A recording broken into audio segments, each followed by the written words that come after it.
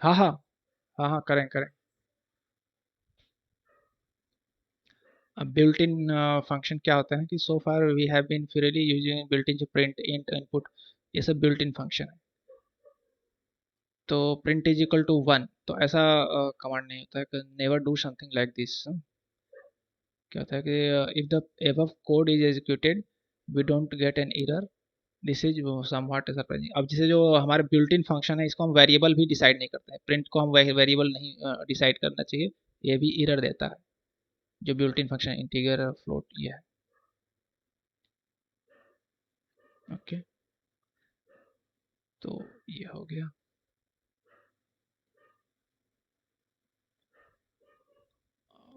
4.4 में क्या है, रिकर्शन। फंक्शन कॉलिंग नहीं, फंक्शन रिकर्शन। तो first, second, third.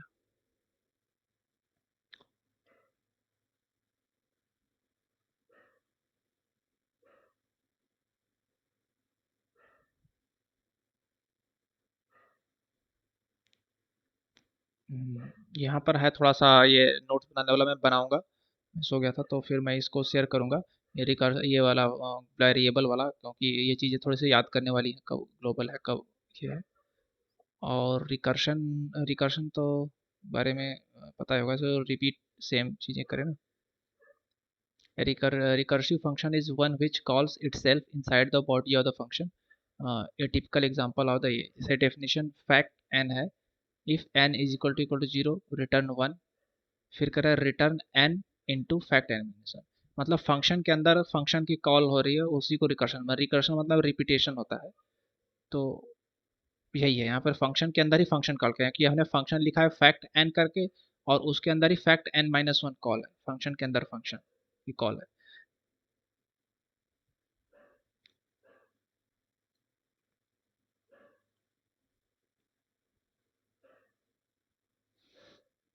Hmm When fact 0 is called, there are no more recursive call.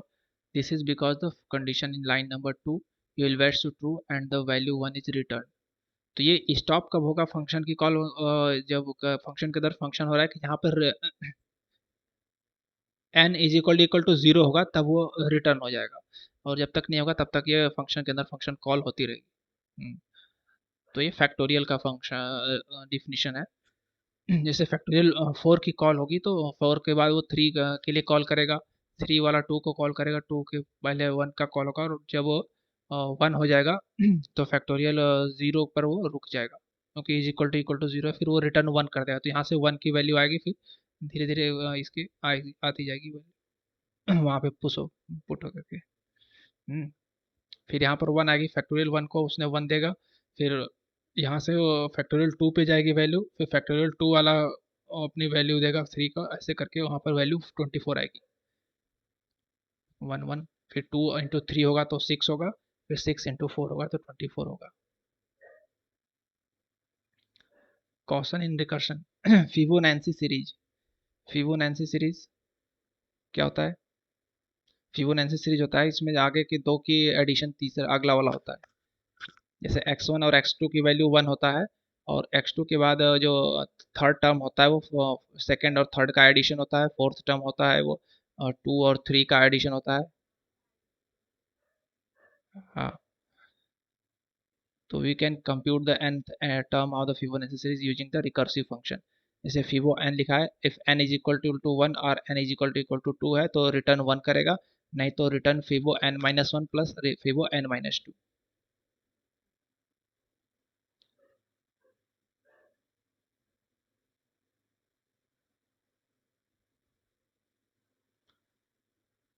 अब यहाँ पे क्या है, टाइम। फिबो वाला कॉल है previous current, while n is greater than 2, x previous x current is equal to x current comma x previous plus x current, n is equal to n minus 1 return x current start time। और time के call किया fibo 40। तो इसमें क्या होगा, देखो जरा, import time, इसमें टाइम को इंपोर्ट किया है, और फिबो n का एक कॉल है। If n is equal to 1 या n इज इक्वल टू 2, अगर n की वैल्यू 1 या 2 है तब तो 1 रिटर्न हो जाएगी, और नहीं तो एक्स प्रीवियस और एक्स करेंट जो होगा वो 1 1 हो जाएगा। और while n is greater than 2, जब n इज ग्रेटर देन 2 है तो x प्रीवियस और x करंट होगा, x प्रीवियस को x करंट हो जाएगा और x करंट हो जाएगा x current plus x previous plus x current. और n is equal to n minus one. n की वैल्यू मतलब वो n को एक काउंटिंग की तरह ले रहा है, काउंटिंग कर रहा है, जब तक वो 2 से बड़ा रहेगा n तब तक ये चलेगा कि x प्रीवियस को x करंट कर देगा और x करंट को x प्रीवियस प्लस, मतलब वही पहले लास्ट के 2 टाइम वो ऐड कर दे रहा है और रिटर्न x करंट करेगा। और फिर n माइनस वन होगी। अब जैसे ही n इज इक्वल टू 2 या 1 आता है तो 1 रिटर्न कर देगा। तो जैसे फीवो 40 कॉल होगा तो फीवो 40 में क्या होगा, print f two it took approximately around end minus start second. तो end is equal to time into time. Okay, fibo 40 के लिए कॉल होगा तो फीवो 40 यहाँ पर एन की वैल्यू 2 से ज़्यादा है तो एक्स प्रीवियस और एक्स करेंट जो होगा एक्स करंट होगा। तो एक्स करंट क्या है, 1 है और एक्स प्रीवियस भी 1 है। तो ये हो जाएगा 1 और ये हो जाएगा, एक मिनट यहाँ पे पेन का यूज़ करता हूँ।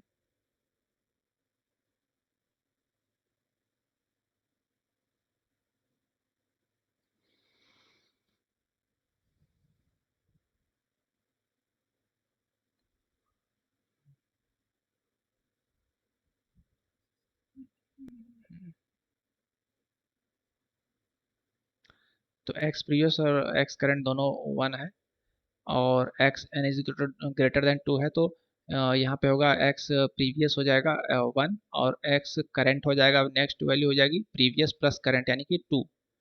अब n is equal to n minus one हो गया तो 40 था तो 40 माइनस वन 39 हो जाएगा।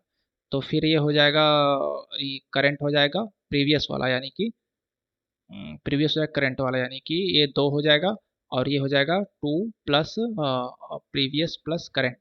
तो 1 प्लस 2 यानी 3 हो जाएगा। और फिर ये फिर एक कम हो जाएगा n की वैल्यू, अगली बार 38 हो जाएगी तो ये हो जाएगा 3 और ये हो जाएगा 3 प्लस 2 5।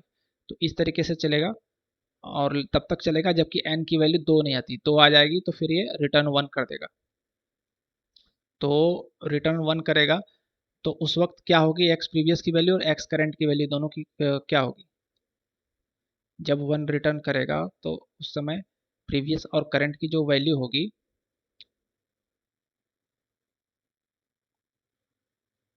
हाँ, फिर इंडियन टाइम टू टाइम,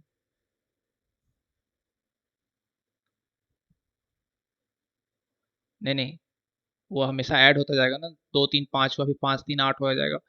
तो इस तरीके से line 8 in the above code may be a little confusing, this is nothing but multiple assignment in the same line done simultaneously.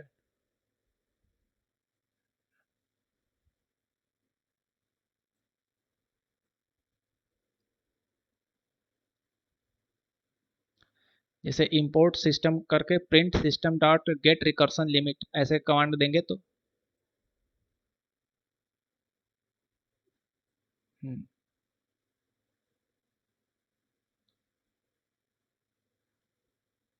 तो यहाँ पे ये 4 खत्म होता है और ये 5 चालू होता है। तो यहाँ लिस्ट वगैरह सब शुरू हो जाती है। तो अब हम चलते हैं सीधे क्वेश्चंस पे। कौन कौन है अभी। अच्छा, श्रवणी, श्रवणी, ओके ओके। तो यहाँ पे जो डाउट था कल वाले डाउट में देख लेते हैं।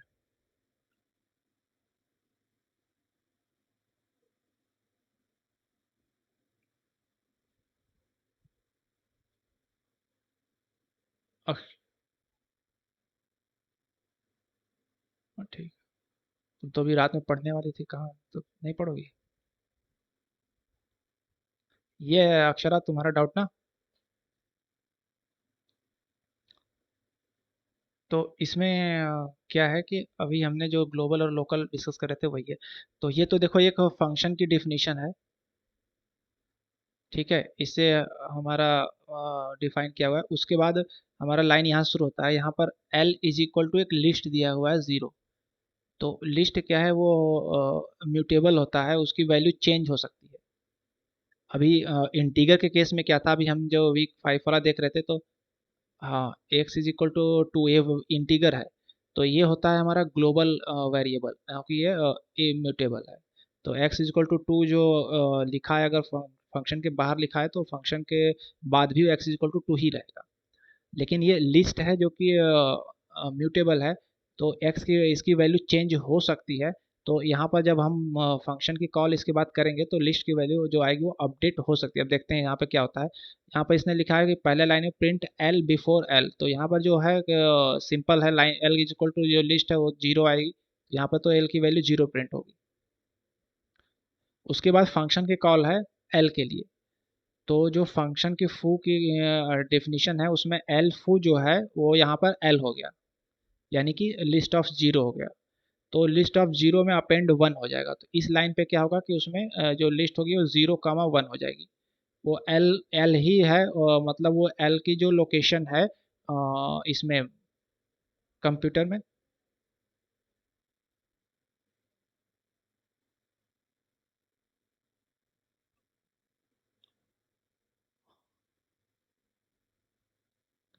बढ़ जाएगी। और कंप्यूटर में जो मेमोरी एलोकेट होती है यहाँ पे L is equal to zero के लिए, इसी मेमोरी पे ये वाली वैल्यू होगी, अलग से इसकी मेमोरी नहीं एलोकेट होगी।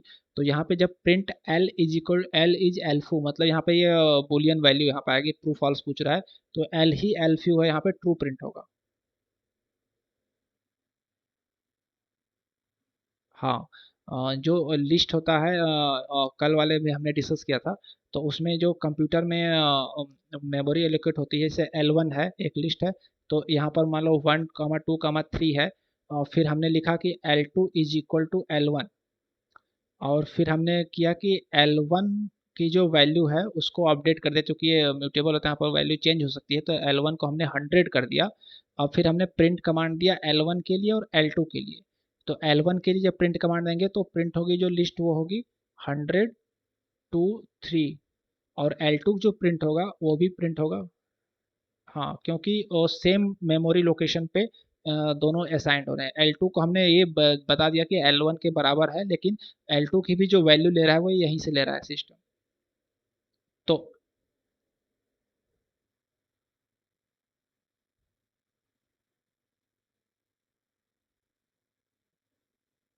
हाँ, हमने उसमें कल वाले में डिस्कस किया था, तीन तरीके होते हैं अगर हमें अलग मेमोरी बनानी है तो। हमने नोट में भी वो चीज़ लिख के जो भेजा था उसमें है कि अगर हमें L2 को हमें डिफाइन करना है तो हम L2 is equal to L1 न लिख के हम ऐसे लिख सकते हैं, L2 इज इक्वल टू, अगर हम ऐसे बना करके और ये कोन लगा देते हैं, तो इसका मतलब L2 के लिए L1 की जो वैल्यूज़ हैं लिस्ट की, उस वैल्यू के साथ दूसरी लिस्ट बन जाती है। एक तरीका ये होता है। दूसरा तरीका ये होता है कि L2 इज इक्वल टू, हाँ, L2 is equal to list L1 ऐसे लिखता है, लिस्ट ऑफ L1। L1 की लिस्ट की जो एलिमेंट है उसके साथ हमने L2 का लिस्ट बना दिया, तो या ये भी एक नई लिस्ट बना देता है। फिर हम जो अपडेट करेंगे वो सिर्फ इसमें होगा, L3 इज इक्वल टू, और एक था L4 is equal to copy of list one. ये जो कमांड होती है वो उसके एलिमेंट के साथ कॉपी करके दूसरी लिस्ट बना देती है। फिर हम जो चेंज करेंगे वो L2 में सिर्फ होगा, L3 के लिए करेंगे तो L3 में होगा, L4 के लिए करेंगे तो L4 में होगा। नोट में भी उसका रेफर करोगे तो पता चल जाएगा। ओके, और ये वाला डाउट किसका था? ओके।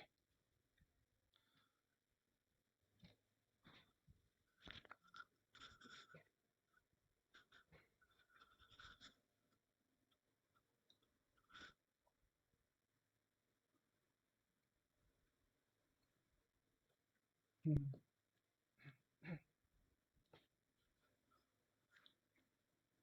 ये कौन सा क्वेश्चन है बताना।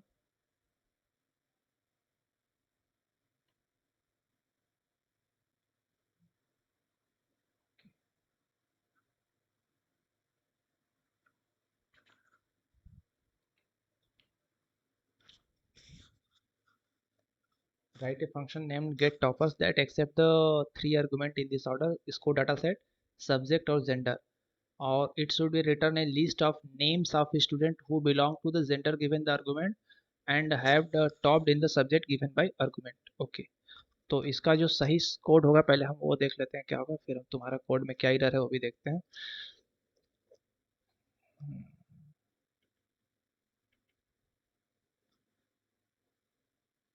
तो यहाँ पे कह रहा है कि जो हमें मिला है, 3 आर्गुमेंट मिले हैं, स्कोर डाटा सेट, सब्जेक्ट और जेंडर। तो हमें निकालना है, टॉपर्स की लिस्ट निकालनी है, जो जेंडर हमें दिया हुआ है मेल या फीमेल उसमें, और उस मेल या फीमेल के उस पर्टिकुलर सब्जेक्ट में जो टॉपर्स हैं उनकी लिस्ट चाहिए। अगर एक टॉपर है तो 80 नंबर मान लो टॉपर है तो उसका नाम चाहिए, अगर दो 80 नंबर के टॉपर हैं गर्ल हैं तो दो नाम चाहिए। तो इसमें पहला काम क्या किया है उसने, एक लिस्ट बनाया है, दो पार्ट में इसको कोड को उसने ब्रेक किया है। पहले उसने लिस्ट ब्लैंक लिस्ट लिया है, फिर for student in score data set. अब इसमें उसने क्या किया है कि student gender if is equal to gender हमारा मेल या फीमेल उससे मैच कर रहा है, तो मार्क्स हमने ले लिया है उसका मार्क्स स्टूडेंट का, नेम में हमने उसका नेम ले लिया है, और हमने एक टपल बना दिया है नेम कॉमा मार्क्स का। मतलब हम पर्टिकुलर जेंडर के नेम और मार्क्स का हमने टपल बना करके उस टपल्स की लिस्ट बना दी एल। अब हम उस एल में से सेलेक्ट करेंगे टॉपर्स को। तो इसको कोड को उसने दो भाग में डिवाइड किया। पहले उसने जो इतना बड़ी डिक्शनरी थी जिसमें नाम गांव पता सब लिखा हुआ था, मतलब मैं ऐसे बोल रहा हूँ गांव नहीं लिखा था, तो उसमें से उसने छांट, हाँ तो उसमें डिटेल से उसने नेम और मार्क्स छांट लिया पर्टिकुलर जेंडर के लिए। फिर उस लिस्ट से इसने क्या किया कि गेट टॉपर्स, सेम चीज़ उसने कॉल किया तीनों आर्गुमेंट के साथ। फिर उसने जो हमने पहले फंक्शन बनाया उस फंक्शन से उसने एल को ले लिया, लिस्ट बना लिया, L is equal to get marks जो हमने फंक्शन लिया था। अब वहाँ से उसको एल नाम की एक लिस्ट मिल गई। अब टॉपर्स नाम का एक लिस्ट ब्लैंक लिस्ट बना लिया। मैक्स मार्क्स उसने जीरो डिसाइड कर लिया। अब उसने इटरेट कर दिया उसके लिए for I in range of length of L.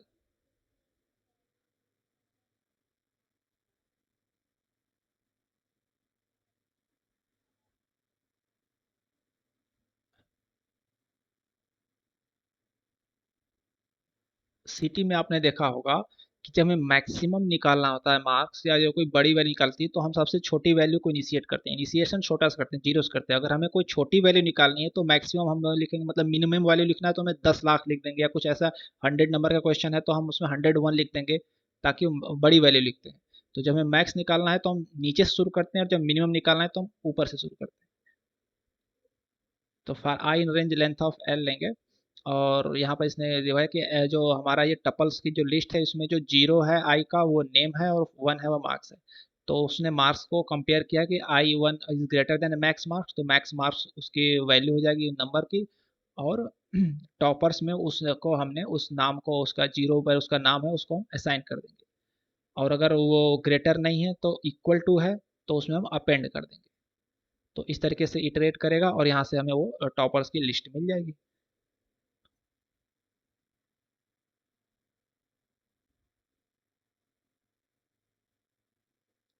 कोई फर्क नहीं पड़ता, वो रीडेबिलिटी के लिए है कि आप कोई भी पढ़ेगा तो समझ।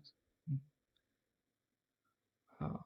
तो अब तुमने क्या गलत किया है, तुमने एल इनिशिएट किया है for student in score data set, student in score data set, ये तुमने यहाँ पर क्या किया है, रिटर्न एल। यहाँ तुमने डेफिनेशन लिखी नहीं ना, नहीं तो फॉर वैल्यू तुमने सीधे लगा दिया, डेफिनेशन कहाँ है? Okay okay okay. ओके ठीक है।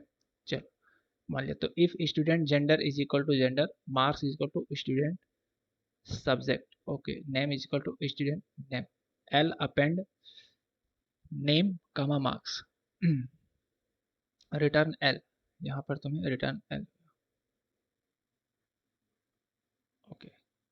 फिर है definition get toppers score data set subject gender, L is equal to get score data subject gender, toppers equal to ये max marks equal to zero for I in range of length, if L I one is greater than max marks is equal to, यहाँ पर one नहीं होगा ना, max marks is equal to क्या है, आई का zero, आई का वन है सॉरी। हाँ हाँ, सही सही। टॉपर जो है जीरो है यहाँ पे, ठीक है। Elif is equal to max marks, तो टॉपर्स अपेंड LI0, ठीक है। रिटर्न टॉपर्स, ठीक तो लग रहा है कोड?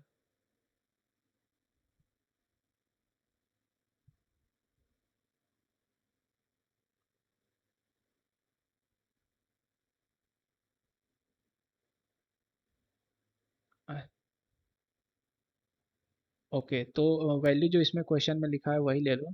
इसको डाटा सेट में तुम लिखो। पहले एक वो बनाओ, डिक्शनरी बनाओ। तुम्हें लंबा लिखना पड़ेगा डिक्शनरी में। तुम केवल ये दो चीज तीन चीजें लिखो जो इसमें दी गई हैं, बाकी चीजें लिखने की जरूरत नहीं है। हम्म,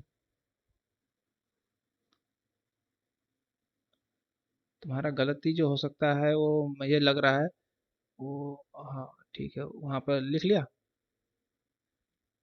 तो इसमें लिखो नेम। नेम को तुम कोट में करना, सिंगल कोट में।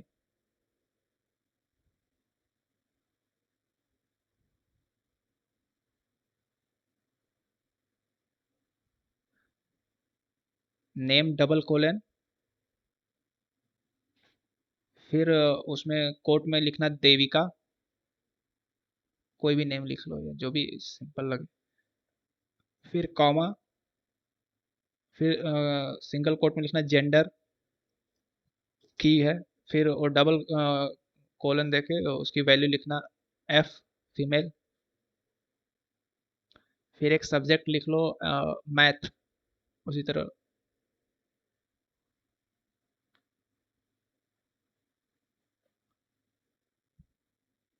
मैथ को इसमें करना, इनको कोट में करना, और फिर डबल कोलन देके उसकी वैल्यू लिख लो 64। यहाँ होगी डिक्शनरी क्लोज हो जाएगी। और फिर एक कॉमा लगाओ, फिर दूसरी डिक्शनरी में लिखो। ये पूरा एक लिस्ट के अंदर होगा और लिस्ट का नाम दे दो सब क्या, क्या स्कोर, स्कोर डाटा सेट, हाँ स्कोर्स डाटा सेट।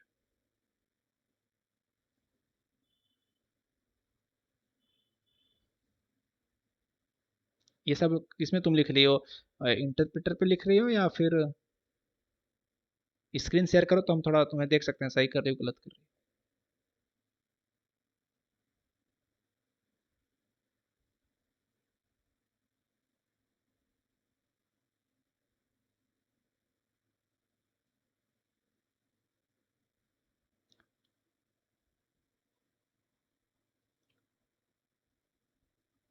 कल के लिए मैं क्या सोच रहा था हर्षिका।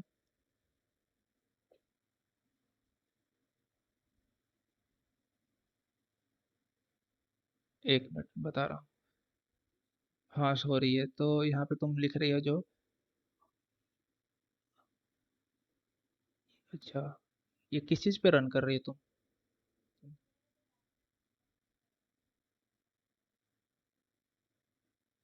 ठीक है, तो बैटरी से ओ, बैटरी रुको मैं चार्जिंग लगाता हूँ।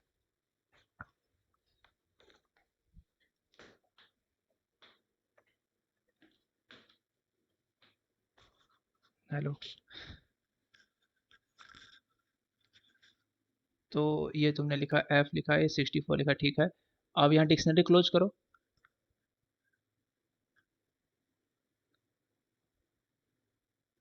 और ये सेम चीज़ पूरा एक बार कॉपी कर लो, क्योंकि बार बार लिखने से बच जाएगा। हाँ, फिर उसके बाद कॉमा लगाओ 64 के बाद।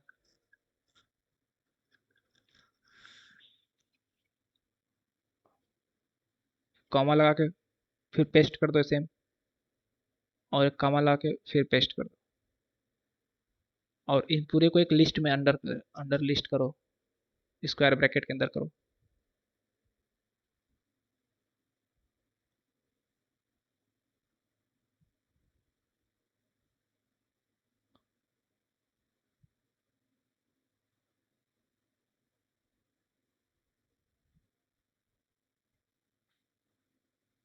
वहाँ पे स्पेस दबा के जगह बनाओ। हो गया, स्क्वायर ब्रैकेट के अंदर ये तुम्हारा करली ब्रेसेस है ना।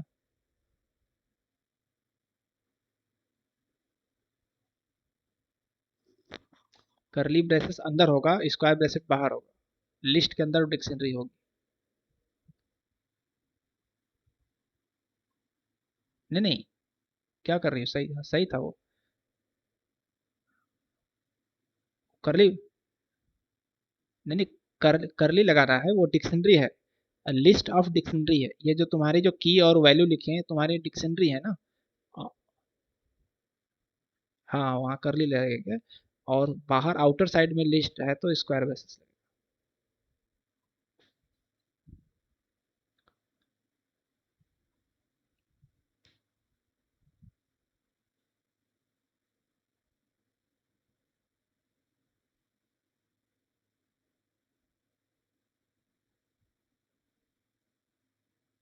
हाँ तो कल के बारे में मैं कह रहा था, इसको तुम नाम दे दो लिस्ट को, बाहर एक स्कोर डाटा सेट, जैसे वो क्वेश्चन में स्कोर्स डाटा सेट वैसे लिख के एक वेरिएबल बना के उसका नाम, उस ये इसका नाम दो लिस्ट का।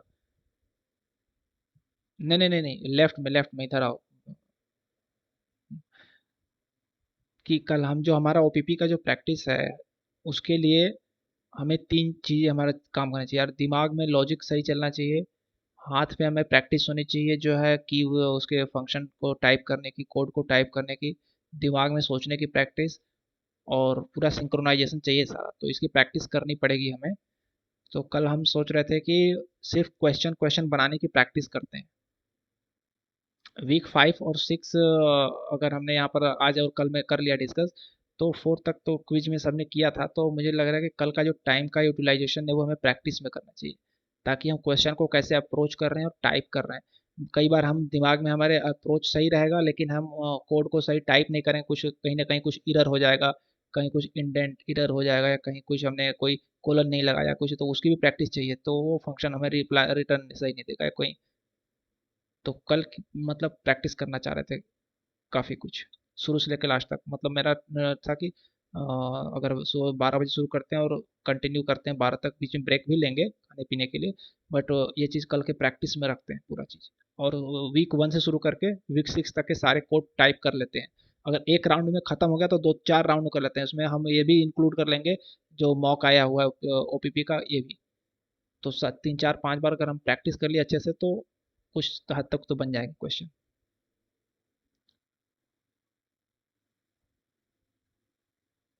हर्षिका।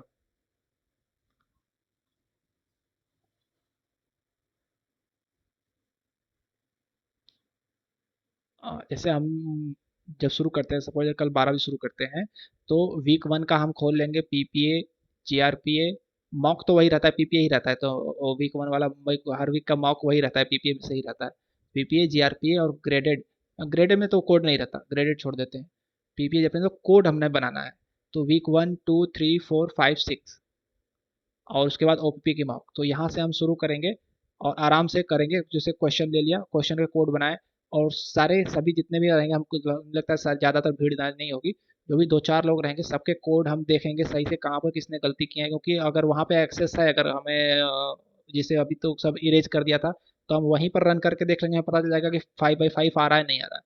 अगर वहाँ एक्सेस नहीं है तो हम रेपलेट में या कहीं और रन करेंगे। और हाँ, तो पीपीए तो वहाँ पे कर लोगे, लेकिन जीआरपीए नहीं करवाओगे, जीआरपीए का वहाँ पर एडिट नहीं है। हाँ तो जी,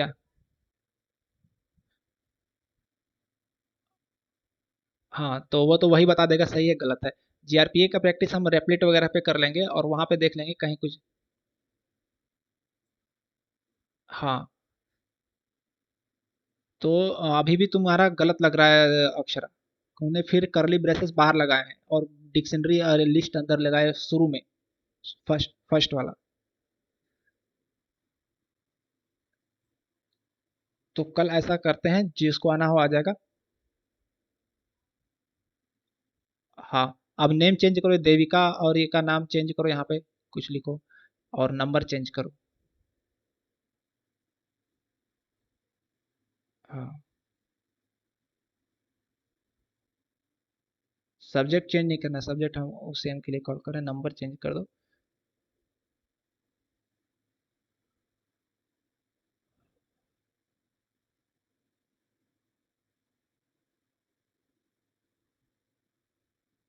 ठीक है, अब यहाँ पर तुम फंक्शन कॉल करो, नीचे। हाँ इंटर दो। ये वॉवेल्स का क्या है कहानी। तुम लिखो गेट टॉपर्स, जो ऐसे लिखा हुआ ना, गेट टॉपर्स कोड में फंक्शन उन्होंने बनाया है, उसे गेट टॉपर्स, और फिर कॉल करो इस कोर्स डाटा सेट स्पेस देके, रन करो इसे।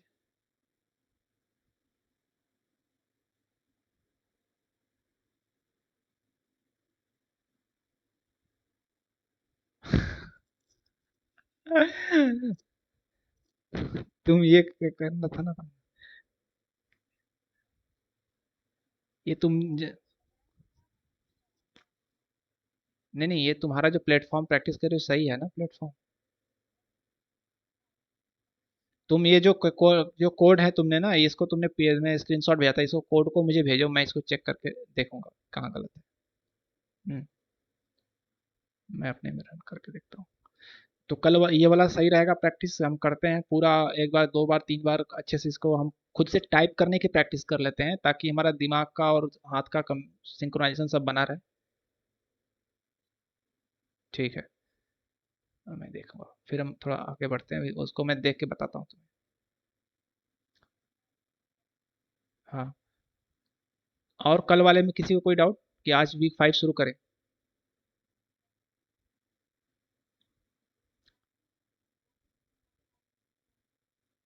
हाँ, नहीं,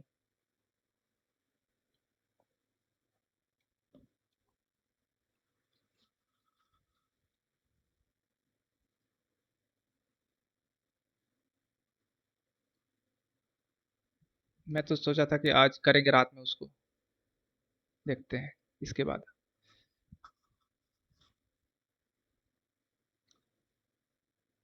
देखो, हम यहाँ पर शुरू कर रहे हैं, जीआरपी शुरू कर रहे हैं, फिर पीपीए पे आएंगे, जीआरपी और ग्रेडेड करेंगे। पहला क्वेश्चन है कि the range of A list of number is the difference between the maximum and minimum value in the list. और मतलब हम जो कल भी सेशन किए थे और आज भी सेम टाइप है, हम इसको एक्सप्लेन कर देंगे कैसे ये हो रहा है। बाकी प्रैक्टिस आप कर लेना खुद से, क्योंकि प्रैक्टिस करेंगे तो टाइम ज़्यादा लगेगा, फिर सारा कवर नहीं हो पाएगा। तो क्वेश्चन में कह रहा है कि रेंज जो होता है एक लिस्ट का, वो डिफाइन होता है उसके मैक्सिमम और मिनिमम के डिफरेंस से। तो एक फंक्शन लिखना है जो except a list of real numbers as argument and return the range. ठीक है, avoid using built in function such as max और मिन का हमें यूज नहीं करना है, हमें मैक्स और मिनिमम निकालने के लिए फंक्शन लिखना है। और ठीक है, और ये सब लिखा है इसका। तो इसका क्या है आंसर, वो समझ लेते हैं कैसे हो रहा है। तो यहाँ पर उसने दो तीन पार्ट में इसे क्वेश्चन को ब्रेक करके करेंगे हम, क्योंकि हमें मैक्सिमम और मिनिमम के लिए भी फंक्शन लिखना होगा और फिर उसका डिफरेंस निकालना होगा, क्योंकि वो मैक्स मिनिमम को हमें इनबिल्ट फंक्शन यूज नहीं करना है। तो यहाँ पर गेट मैक्स करके एक फंक्शन लिखा गया एल, जो कि एक आर्गुमेंट लेगा लिस्ट एल। और मैक्स हम नहीं लिख सकते हैं, क्योंकि मैक्स हमारा एक बिल्ट इन फंक्शन है, तो मैक्स ही लिखा है यहाँ पे। तो कभी भी जो बिल्ट इन फंक्शन है उसको वेरिएबल बनाने के लिए ट्राई मत करना, वो एरर देगा। तो यहाँ पर मैक्सी लिखा हुआ है, मैक्सी को क्या किया उसने, एल ज़ीरो, एक लिस्ट बनाया, maxi is equal to L of zero, मतलब एल ऑफ ज़ीरो पे जो वैल्यू है वो मैक्स, मतलब लिस्ट की जो फर्स्ट वैल्यू उसको उसने मैक्सी बना दिया। तो फॉर एक्स इन एल, अब एल में इटरेशन चलेगा एक्स का, if x is greater then maxi, अगर x की वैल्यू मैक्सी से ज़्यादा है तो वो रिप्लेस कर देगा मैक्सी को, maxi value equal to x हो जाएगा। इस तरीके से हम मैक्स वैल्यू निकाल लेंगे लिस्ट में इटरेट करके। फिर मिनिमम के लिए एक डिफिनेशन लिख दिया, गेट मिन ऑफ लिस्ट एल, तो मिन के लिए मिनी वेरिएबल लिया, क्योंकि मिन एक बिल्ट इन फंक्शन है तो मिन नहीं ले सकते हैं। तो mini is equal to L of zero, कोई भी एल की एक वैल्यू ले लिया उसने, फर्स्ट वैल्यू को जीरो को उसने मिनी बना लिया, और फिर लूप लगा दिया फॉर का, और कंपेयर कर दिया कि x is less than mini, तो mini is equal to x हो जाएगा, यहाँ से हमें मैक्स और मिनी मिल जाएगा। फिर उसने तीसरा फंक्शन लिख दिया गेट रेंज एल, तो maxi maxi is equal to get max L, यहाँ पर इस फंक्शन को जो हमने पहले बनाया था उससे हमने मैक्सी निकाल लिया, और mini is equal to get min L, एक फंक्शन कॉल कर दिया मिनी के लिए, फिर रिटर्न कर दिया मैक्सी माइनस मिनी, तो रेंज मिल जाएगा। तो किसी को यहाँ पे कोई डाउट हुआ है तो बताओ। ओके, नेक्स्ट देखते हैं।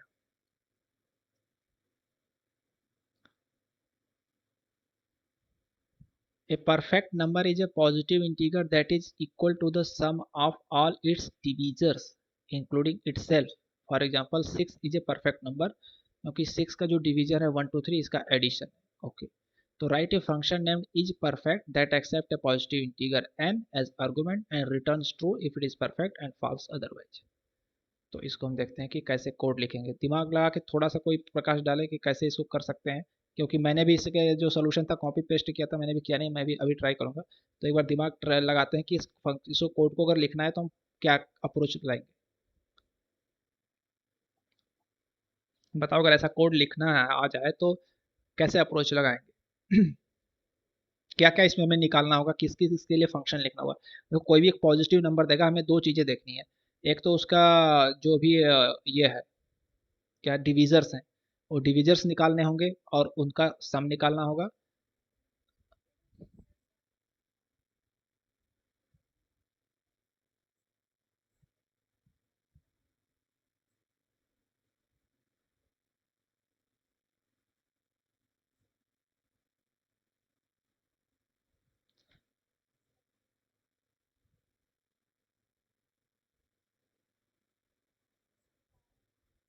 हाँ नहीं, वो तो हम डिस्कस करेंगे, बट यहाँ पर हमें फंक्शन का मिले अप्रोच, मतलब हमें दिमाग में हम स्केच तो बनाएंगे कि हमें क्या पहले करना है फिर क्या करना है। तो वो चीज़ मैं पूछ रहा था कि अगर इस फंक्शन को लिखना है तो हम उसका जो स्ट्रक्चर होगा, जैसे कोई बिल्डिंग बनाने से पहले उसका स्ट्रक्चर बनाते हैं कि पहले हम बेस तैयार करेंगे फिर ये करेंगे, उसके बाद फिर हम स्टार्ट करेंगे काम।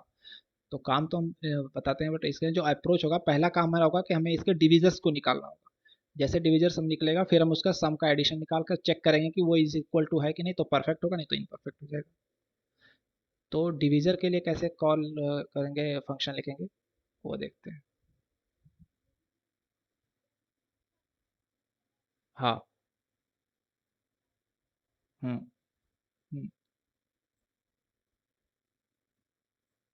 हम्म। चेक करेंगे कि उसका रिमाइंडर अगर जीरो आ रहा है तो उसका जो हमने एक वेरिएबल पहले ले लेंगे जो डिवीजर का, जैसे एफ सम यहाँ पे लिया है, F sum is equal to zero, तो एफ सम में उसका ऐड करते जाएंगे और उसकी रेंज वहां तक। तो हमें एफ सम मिलेगा, अगर if F sum is equal to sum number जो हमारा है वो इक्वल टू है, तो उसी को हम कंपेयर कर देंगे तो ट्रू या फॉल्स आ जाएगा। तो रिटर्न करेगा क्या, f sum is equal to num, यानी कि रिटर्न जो करेगा वो बुलियन वैल्यू रिटर्न करेगा, ट्रू या फॉल्स। तो print is perfect in input. तो अब प्रिंट के अंदर जो है इस जो डेफिनेशन की कॉल है वो दिया है, तो प्रिंट क्या करेगा, इसका जो रिटर्न हो रहा है वैल्यू ट्रू या फॉल्स वो रिटर्न कर देगा। क्लियर हुआ। लेकिन देखो, 4 लाइन में कोड है लिखा हुआ, लेकिन दिमाग हिल जाता है लिखने के टाइम, करें का कहाँ से अप्रोच करें। तो ये थोड़ा सा जो दिमाग की प्रैक्टिस है ना, ये उसी में आएगी जब हम कल प्रैक्टिस करेंगे। और प्रैक्टिस। हाँ। देखो, नेक्स्ट डे हमारा एग्जाम है, तो कल का ही टाइम हमारे पास है। तो practice maximum and perfect practice जितना करेंगे उतना सही रहेगा। तो हम बीच में ब्रेक भी लेंगे, लंच भी करेंगे, सब कुछ करेंगे। लेकिन कल हम जितना कर सकते हैं, मतलब जैसे हमने कह दिया कि 12 से 12 करेंगे, तो ऐसा नहीं कि 12 से 12 करेंगे, मतलब जितना भी हम प्रैक्टिस करके अगर हम एक बार हम वीक 1 2 वीक 6 तक का सारा कुछ कवर कर लेते हैं, इंक्लूडिंग ओपीपी में जो मॉक आया उसके साथ, तो हम दोबारा तीबारा रिपीट कर ले, जितना हमारी प्रैक्टिस हो जाएगी लिखने की कोड की, उतना हम ओपीपी में जल्दी कर पाएंगे और सही कर पाएंगे।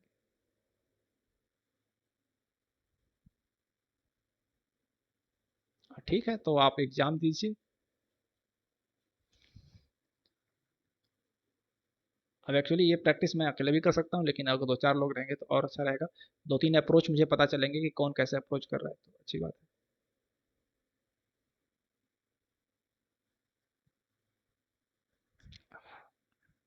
हाँ ठीक है, कोई नहीं, वो भी सही है।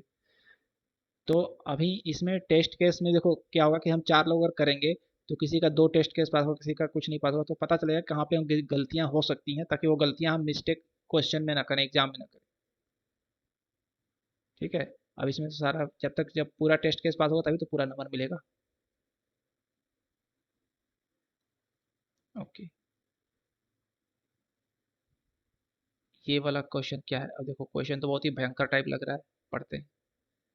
The distance between two letters in the English alphabet is one more than the number of letters between them. Okay. Alternatively, it can be defined as the number of steps into to move from the alphabetical smaller letter to the larger letter. This is always a non-negative integer. Simple, इतना तक तो simple समझ में आ रहा है ना। ए to A zero है, ए to सी जो है दो होगा, बी और सी, ए टू जेड होगा 25, like that example. The distance between two words is defined as follow. अब वर्ड्स के बीच में डिस्टेंस क्या होता है? It is -1 if the words are of unequal length. अच्छा, अगर लेंथ उनकी इक्वल नहीं है तब ये -1 होगा। If the words length are equal, it is the sum of the distance between letters at the corresponding position in the word. For example, dog और cat, इसके बीच का हमें डिफरेंस निकालना है। तो डी और सी का डिफरेंस प्लस जीरो और जीरो नहीं, ओ और ए का डिफरेंस प्लस जी और टी का डिफरेंस। तो डी और सी का होगा 1। डिफरेंस मतलब पॉजिटिव ही ले रहा है, वहाँ पर एब्सोल्यूट वैल्यू ले रहा है। और ओ और ए के बीच की 14 और ओ और ए की 13, तो ये पूरा ऐड करके हो गया 28। तो write a function name distance that accept two words as in argument and return the distance between them. चलो अब इसमें लगाओ अपना लॉजिक दिमाग कि हम इसको लिखने समय में क्या क्या स्केच, क्या क्या चीज़ें हमें निकालनी होगी, कैसे कैसे करेंगे अप्रोच। फिर हम इसके सोल्यूशन पे चलते हैं।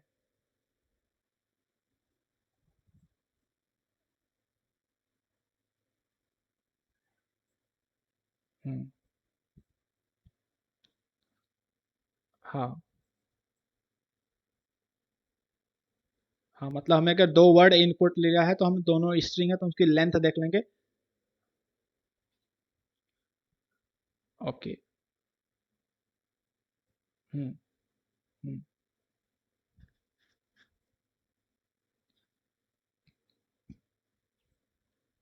हाँ, तो वही नेक्स्ट वाली बताओ कि हमें क्या करना होगा नेक्स्ट वाली।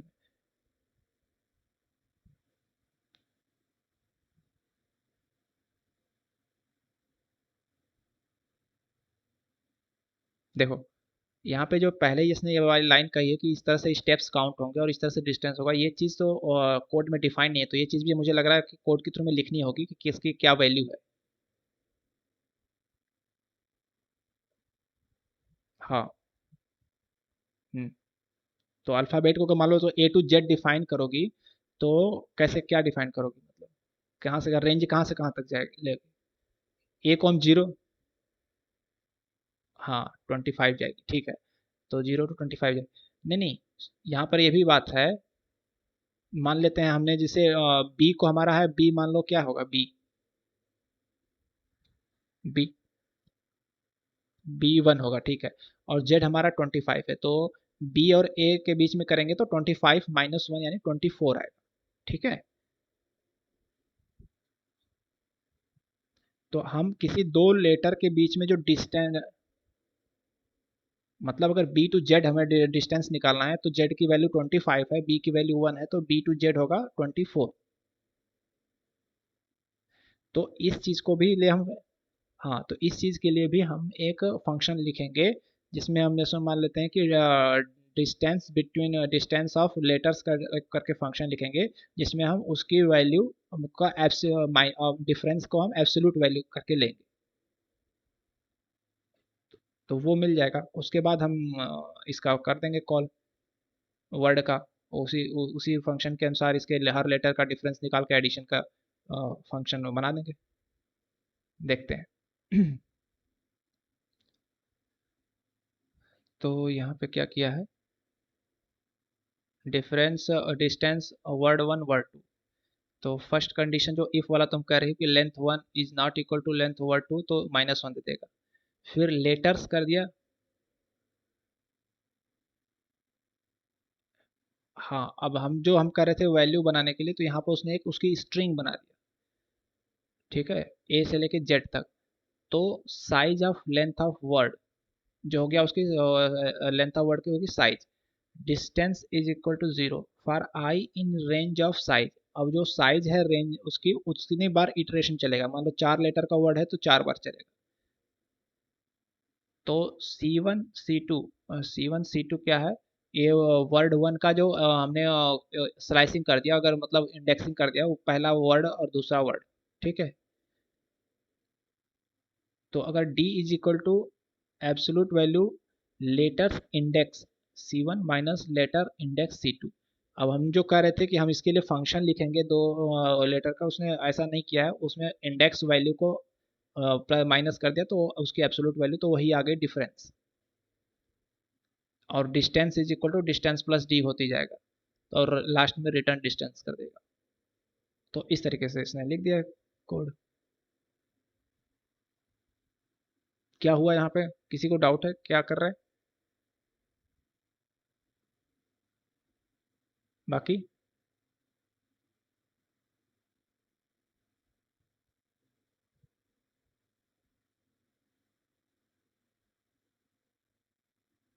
कौन है, अक्षरा है और कौन है? ठीक। भाई क्लियर है सबको?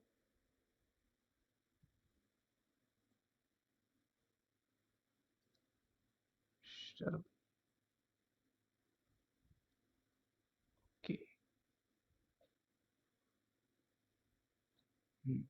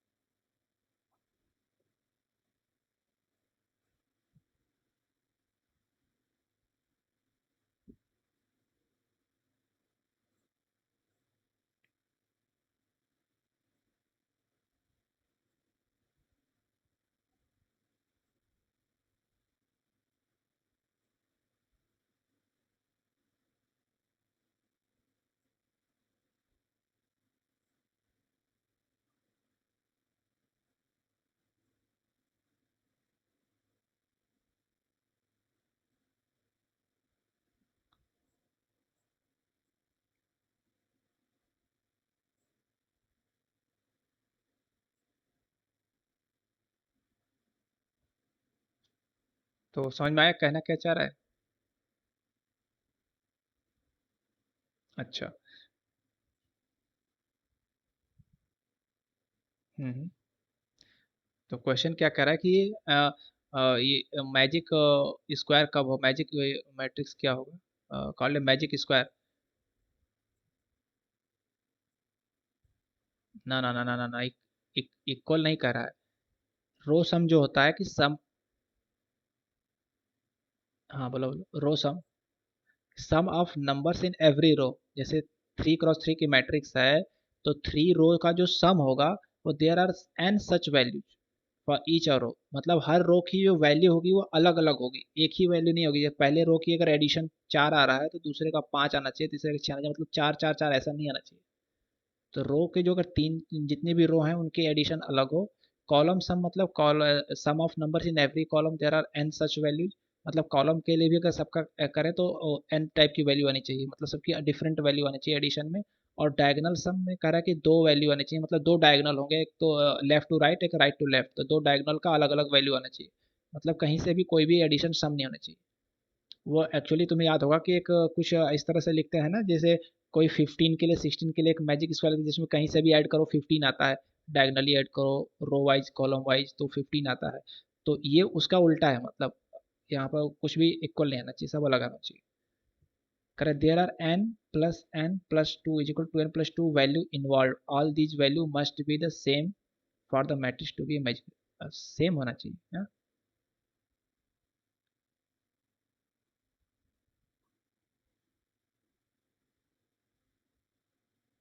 अच्छा, row sum every there are N such values. अच्छा, कॉलम सम मतलब there are N such values, two values, तो ये दो सब वैल्यू जो है उनकी इक्वल होनी चाहिए। अच्छा हाँ सॉरी, मैं गलत बोल रहा हूँ, मतलब ये कह रहा है कि जितने भी एडिशन है रो वाइज या कॉलम वाइज या डायगोनल वाइज वो सब एक इक्वल होना चाहिए। एन हो गई रो वाइज, एन हो गई। देखो अगर 3 क्रॉस 3 की मैट्रिक्स है तो अगर रो का एडिशन निकालोगे तो 3 एडिशन आएंगे, 3 रो एडिशन होगा। कॉलम वाइज निकालोगे तो 3 कॉलम एडिशन होगा। और डायगोनल डायगोनल एडिशन निकालोगे तो दो एडिशन होंगे, एक ये लेफ्ट टू राइट वाला और एक, तो वो सारे वैल्यू सेम होनी चाहिए। देर, हाँ मैं गलत समझा था अभी, ये वाला लाइन मैंने देखा था क्लियर। हाँ हाँ, तो अब ये बताओ कि इसको जो जब अप्रोच करेंगे तो क्या क्या तैयार करेंगे फंक्शन लिखने के लिए, क्या क्या हमें चाहिए।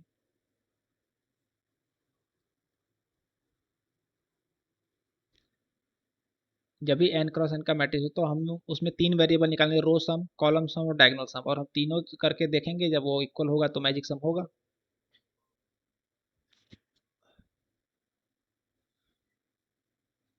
तो उससे तो उसका हम वो निकाल लेंगे, n इज इक्वल टू जो कि स्क्वायर ही होगा वो, तो ये उसका हो जाएगा, हमें कितनी बार इटरेशन करना है या लूप चलाना है उससे वो पता चलेगा डायमेंशन का।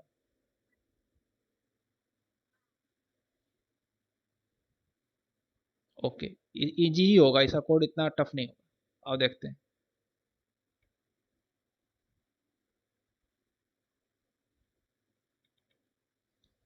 देखो सीधा एक ही कोड लिखा है, फंक्शन लिखा है is magic mat.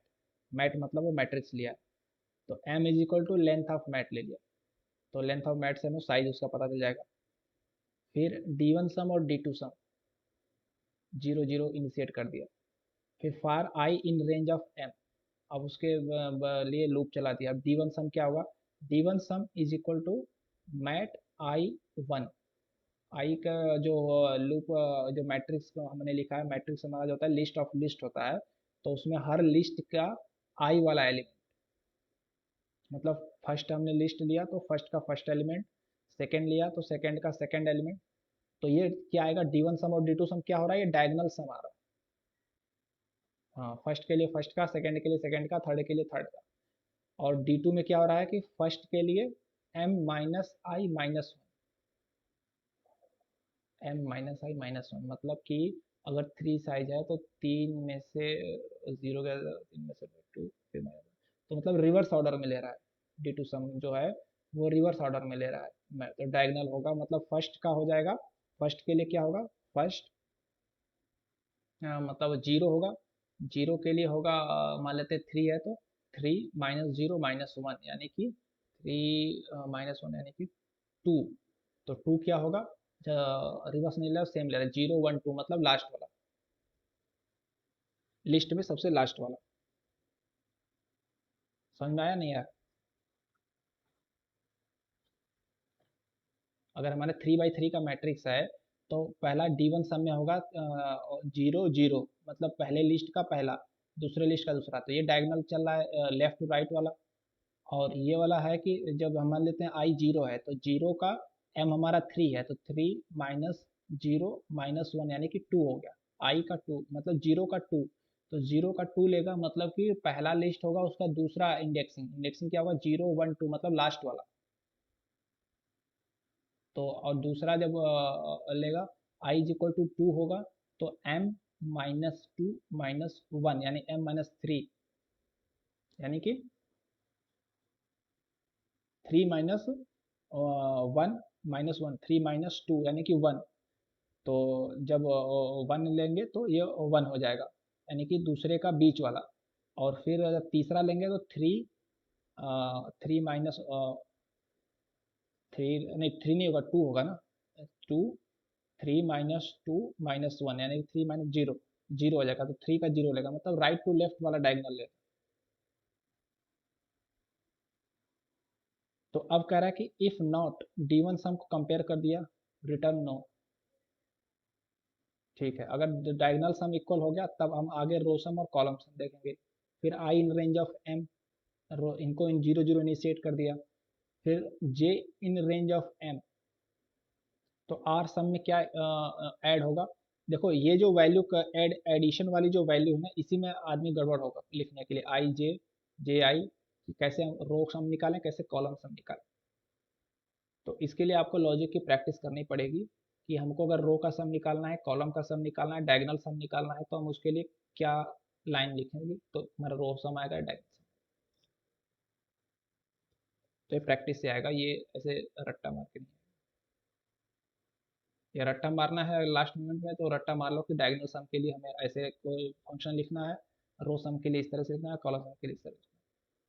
But question कुछ तरह से घुमा के भी आ सकता है, तो रट्टा मारेंगे अगर इस तरह से नहीं या दूसरे तरीके से क्वेश्चन आएगा तो फंसने का चांस पूरा है।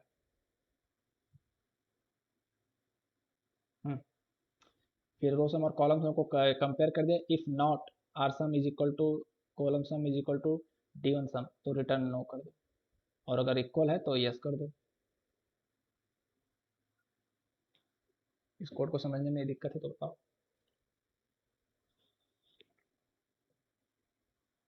हम्म।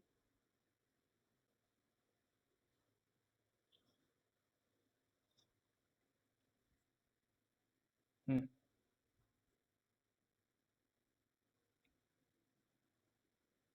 नहीं नहीं, किसी को नहीं आ रहा पूछ सकता है।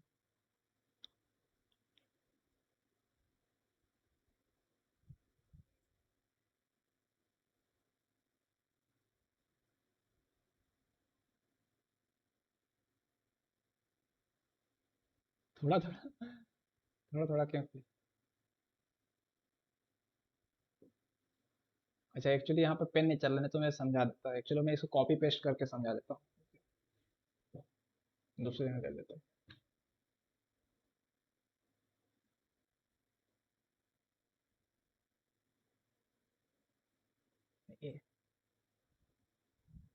अच्छा अच्छा, ये एक मिनट, ये ज़्यादा ही उतना है नहीं।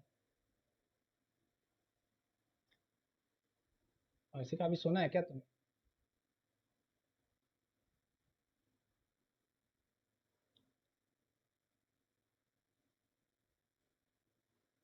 अच्छा,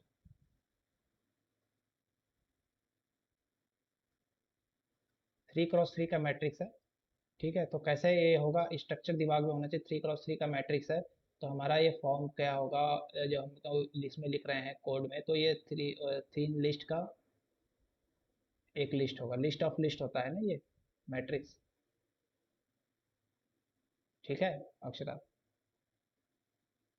तो D1 सम जब लिखेंगे तो ये आ रहा है कि मैट आई, अब आई इन रेंज ऑफ थ्री, ये थ्री के लिए इटरेशन हो रहा है, तो पहला वाला आई की वैल्यू जीरो होगी, तो जीरो ऑफ जीरो लेगा यानी कि ये वाला पोजीशन लेगा। दूसरी बार आई की वैल्यू होगी वन, तो वन ऑफ वन लेगा यानी कि ये वाला लेगा। और टू ऑफ टू यानी ये वाला लेगा। तो ये एलिमेंट कौन से आ रहे हैं, जो ऐसे, ये वाला एलिमेंट है डायगनल। और दूसरे में क्या हो रहा है, आई के लिए, और ये जो लिखा है इस पर ध्यान दो, एम माइनस आई माइनस वन। ये चीज़ को अगर नहीं समझा तो याद ही कर लेना, क्योंकि अगर कहीं ये चीज़ यूज करनी पड़ गई डायगोनल के लिए एग्जाम में, तो हम ऐसे ही लिखना है। तो कैसे बन रहा है ये देखो, ये जीरो हम जब लेंगे तो जीरो ये हो रहा है, और ये क्या हो रहा है, three minus zero minus one यानी कि टू। ठीक है, जीरो का टू, जीरो का टू क्या होगा, ये वाला। अब इसको वन लिखेंगे तो क्या होगा, थ्री माइनस वन यानी कि वन हो जाएगा। जीरो का वन यानी कि ये वाला, बीच वाला, बीच वाला तो सब में सेम ही रहेगा, इधर डायगोनल इधर डायगोनल वाला। और इसी में क्या होगा, जब ये वन होगा तो टू होगा, सॉरी, टू होगा तो जीरो हो जाए, टू का जीरो यानी कि ये हो, तो ये डायगोनल आ गया। इसी तरीके से आर सम और कॉलम सम भी देख सकते हो। जब भी हमें मैट्रिक्स में किसी भी पोजीशन पे पहुंचना होता है, तो हम आर और जे करके, आई और जे करके दो लूप चलाते हैं। जब भी मैट्रिक्स में देखना, कोई मल्टीप्लिकेशन होगा, एडिशन होगा, तो हमें दो लूप लिखेंगे तभी आई और जे, तभी हम उस तक पहुंच पाएंगे। हम्म। यहाँ पर हमने आई और आई सिर्फ लिया, जे इसलिए नहीं लिया क्योंकि हमें डायगोनल निकालना था, डायगोनल में हमेशा इक्वल रहेगा, आई आई जो भी रहेगा, तो इसलिए तो जे की हमें जरूरत नहीं पड़ी। लेकिन हम जब डिफरेंट जगह पर स्विच करेंगे तो हमें आई और जे दोनों चाहिए, यहाँ पर जे के लिए भी आई से ही काम चल गया। ठीक है, नेक्स्ट देखते हैं, लास्ट है जीआरपी का। ओके, यहाँ पे तो क्या कर रहा है, स्टेप्स रो एंड कॉलम। अच्छा, ट्रांसपोज बनाना, ठीक है। कल हमने वो 90 डिग्री वाला कोड देखा था, वीक 6 का था कि वो 90 डिग्री मैट्रिक्स को घुमा दे। यहाँ पर 90 डिग्री नहीं घूम रहा है, यहाँ पर वो बन रहा है, ट्रांसपोज बन रहा है। ए बी सी जो है इस लोकेशन पे आ रहा है, डी ई एफ यहाँ पे आ रहा है, राइट फंक्शन पे ट्रांसपोज करें। तो अब बताओ इसमें कैसे करेंगे, कल वाला भी हमने बनाया था कोड, तो इससे याद करके, इसे भी याद करके बताओ। पोजीशन को स्विच करना है तो कैसे करेंगे, फंक्शन लिखेंगे तो।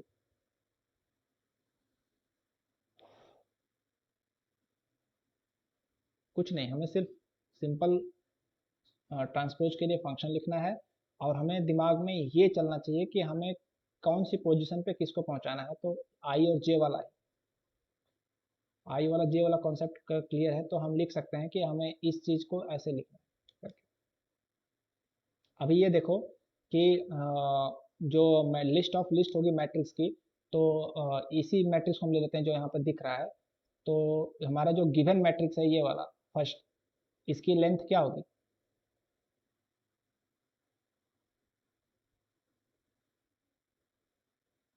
इसकी लेंथ 3 2 नहीं, लेंथ लेंथ मैट्रिक्स जो लिस्ट होगा, लिस्ट की लेंथ क्या होगी? और इसकी, तो हम जो फंक्शन लिखेंगे वो किसके लिए इटरेट करेंगे? हम उसकी लेंथ किसका लेंगे? जो फंक्शन के लिए जो हम डिफिनेशन लिखेंगे, तो जो रेंज फर्स्ट की अगर आप लेंगे, हमें बनाना है ये मैट्रिक्स, तो ये तो 2 ही बार चलेगा लूप, हमें तो 3/2 बनाना है ना, तो हमें इसके लेंथ के बराबर लूप चलाना है, ये ध्यान रखना। ठीक है, हम देखते हैं इसमें कैसे क्या है। उसके बाद हमें पोजीशन जो स्विच करनी है उतनी बार स्विच करेंगे, तो कैसे करेंगे और देखते हैं। इसका भी हम प्रिंट यहाँ पे ले लेते हैं ताकि एक्सप्लेन एक ही बार में करें। डाउट रहेगा तो फिर दिक्कत होगी।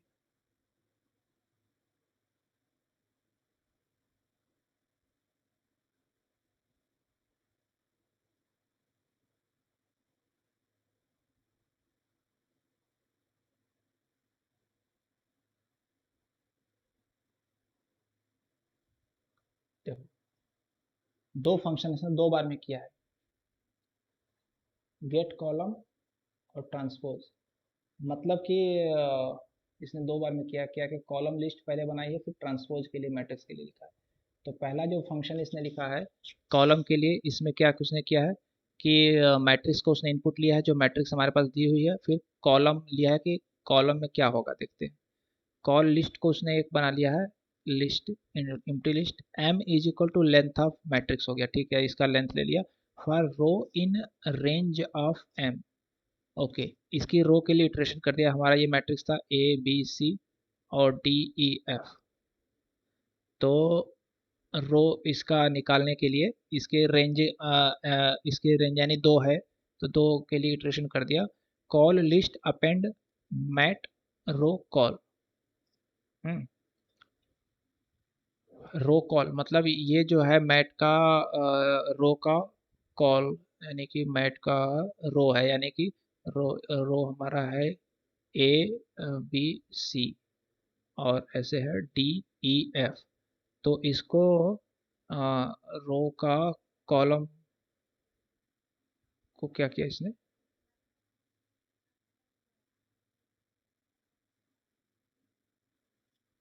नहीं नहीं, फर्स्ट नहीं है, देखो यहाँ पर अच्छा रेंज लिखा है ना। हाँ रेंज लिखा। हाँ तो फर्स्ट के लिए हमने फर्स्ट ले लिया, और कॉलम उसकी जो है ये ले लिया, ए ए। अच्छा हाँ, सेकंड वाले के लिए डी हो जाएगा। तो ये हो जाएगा इसका अपेंड हो जाएगा, ये इसकी हमारी लेंथ है 2, तो रेंज 2 पे चलेगा, यानी कि 0 और 1 के लिए चलेगा, 2 बार चलेगा। ठीक है, तो ए और डी अपेंड होगा। उसके बाद फिर होगा जब इसके, हाँ नहीं नहीं नहीं, हाँ ज़ीरो था, तो ज़ीरो और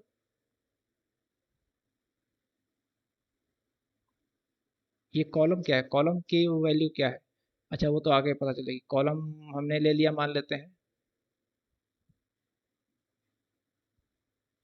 हमने रो को कॉलम बनाना है ना, यहाँ पे जो कॉल किया होगा कॉलम आई। अच्छा आई लिया है, तो आई का रेंज इन एन, एन लेगा इसके लिए 3 के लिए, मतलब इसका जो है कॉलम 3 है, तो यहाँ पर 3 वैल्यू होगी, तो ज़ीरो का 3, ज़ीरो का 3 यानी कि सी।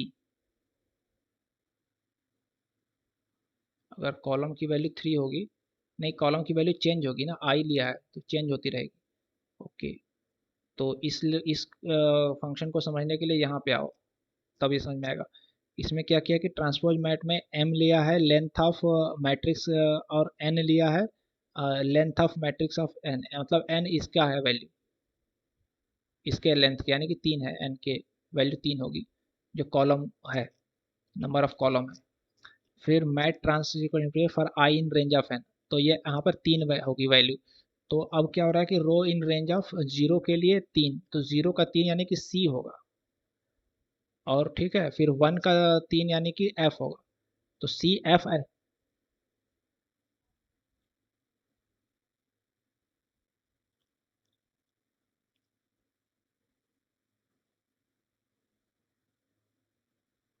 लेंथ ऑफ इसका जो लेंथ है कितना है, ये लेंथ 3 ही है ना।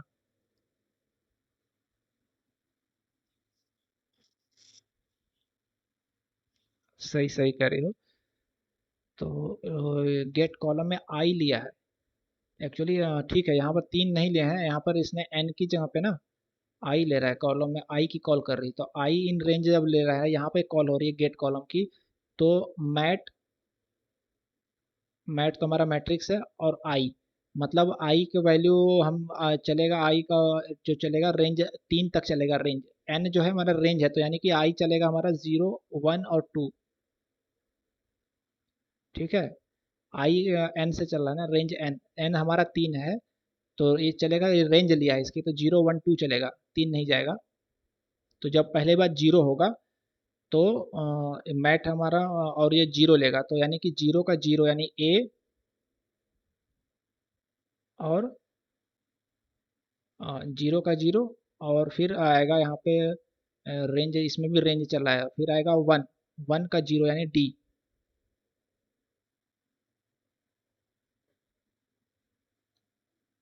आया, नहीं आया।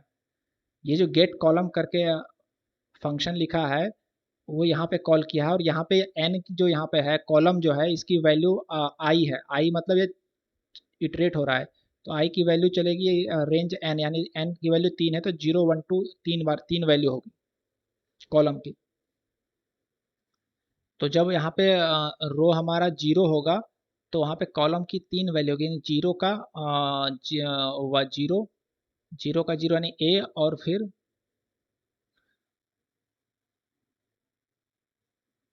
1 का 0, ठीक है। हाँ, फिर आई की वैल्यू यहाँ पे अपडेट होगी 1, तो 0 का 1 यानी कि बी, और ई हो जाएगा, और फिर होगा आई की वैल्यू 0 होगी, 0 का फिर ये होगा 0 1 2, 2 तक चलेगा ना, 2, 0 का 2 यानी कि एफ, तो ये ऐसे बन जाएगा ए डी बी सी और सी एफ, यही कह रहा है।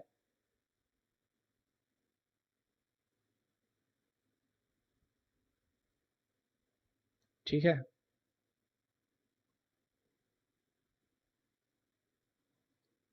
तो ये हो गया। इसका ग्रेडेड करना है, ग्रेडेड तो कोई फ़ायदा ही नहीं, क्योंकि हमें तो कोडिंग का प्रैक्टिस करना है। पीपीए क्या सीन है, कौन कौन अभी है जिंदा। हर्षिका, ठीक है, और शायन, शायन पहले भी आप कभी आए थे मीट में, मुझे ऐसा लग रहा है। आप लोग रोज प्रैक्टिस सेशन रखते हो, हाँ हाँ, रोज मतलब अभी कर रहे हैं, करते हैं अक्सर। आप पहले कभी मीट में आए थे मुझे लग रहा है। आर्यन, नहीं पहली बार, अच्छा।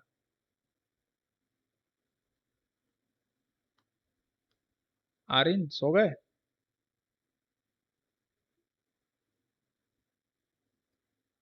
सो गया। आर्यन ने मैसेज किया था कि यार, बहुत ही इसका बढ़िया मैसेज किया था कि भैया मैं मीटिंग के बाहर खड़ा हूँ, मुझे अंदर करिए।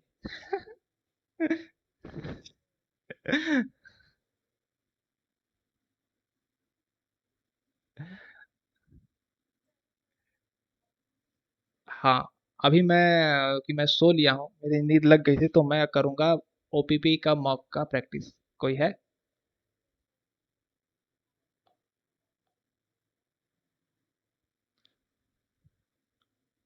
रुकिए एक मिनट, मैं इसको बंद करता हूँ।